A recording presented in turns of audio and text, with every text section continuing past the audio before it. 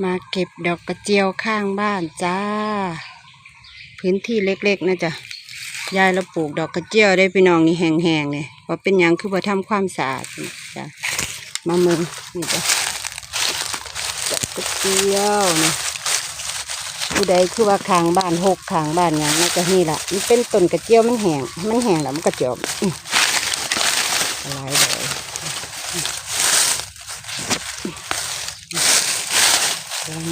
ดอกตูมจ้ะ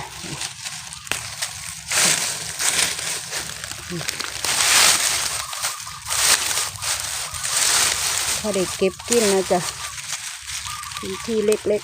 ๆบางคนเขาก็ได้ขายพอแล้วจ้ะพี่น้องจ้ะ